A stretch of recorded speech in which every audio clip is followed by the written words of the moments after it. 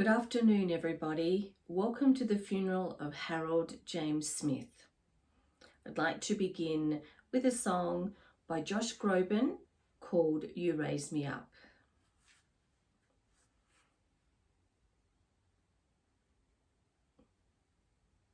Good afternoon, everybody. My name is Tanya Gunn, and on behalf of Jessie and her children and grandchildren, I would like to thank you all for coming today to celebrate the life of Harold, who sadly departed on a Saturday afternoon at home, peacefully surrounded by his loved ones. And I'd like to begin with a reading called Life is a Journey, and it's by Rabbi Alvin Fine. Now, birth is a beginning and death is a destination.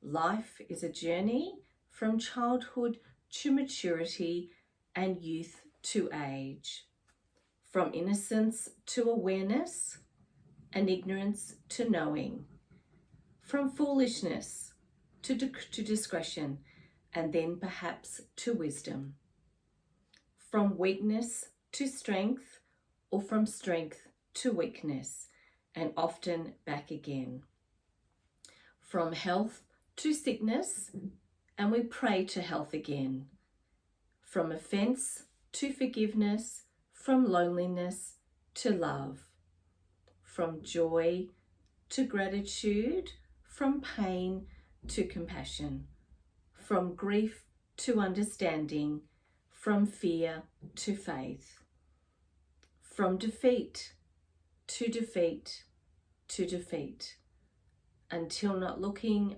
backwards or ahead, we see that victory lies not, and at some high point along the way, but in having made the journey step by step, a sacred pilgrimage.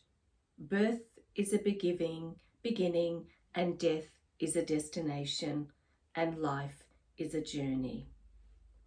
We're now going to listen to a song by Joe D. Messina called Heaven Needed Another Hero. I'd like to next invite Harold's daughter Jennifer up to join me. Jennifer is going to read the eulogy for Harold.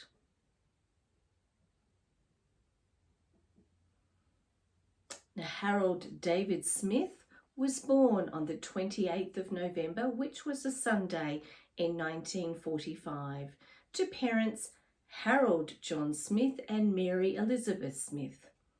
Harold was the youngest of 6 children, his siblings being Charlotte, Mabel, Joseph, Peter and John.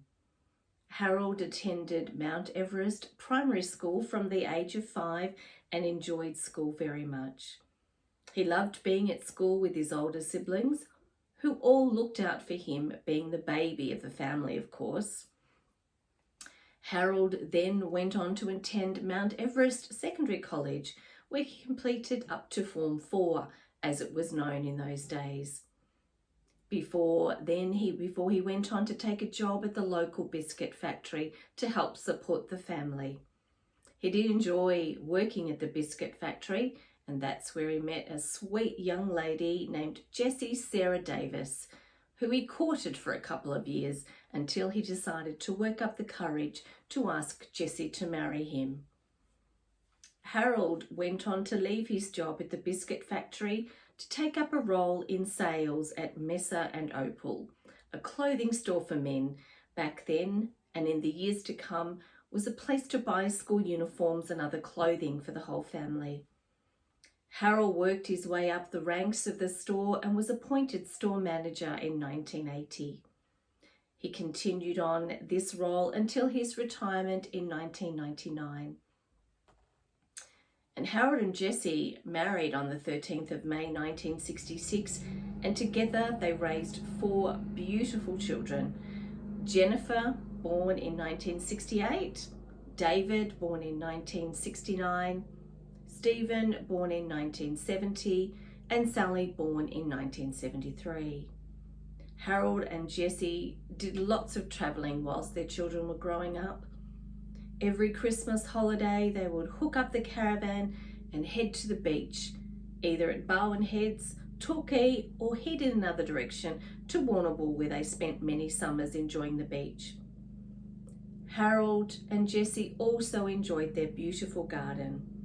It was Harold's pride and joy, and he would proudly show any visitors to the house what was growing, what hadn't done so well, and what he was going to plant next.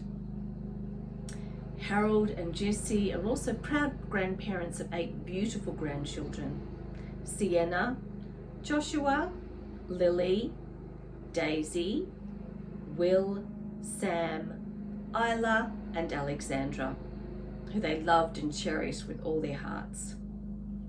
Now, Harold is now resting in peace above, and I'm sure he'll be watching over his family and his dearly loved grandchildren. And of course, he'll be checking in on to see how Jessie is going with his garden. And I'm very sure Jessie will continue his legacy and keep an eye on that garden.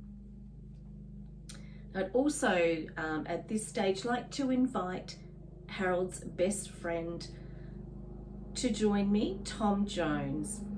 And Tom is going to do a reading for us. And whilst he does that reading, Harold's 4 children, Jennifer, David, Stephen and Sally, are going to light a candle in memory and respect of Harold. Thank you, Tom. That was a lovely, lovely reading. And thank you, children, for performing that lovely candle service. Now we're going to now take a look at a photo gallery of Harold's life, played to the song of Wind Beneath My Wings by Bette Midler.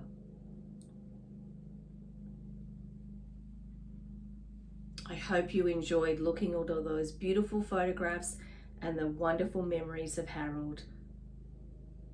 And now I'm going to invite Harold's son David to join me to do a reading titled Remember Me, and it is by someone unknown who has chosen not to put forward their name, but it's a beautiful, beautiful reading.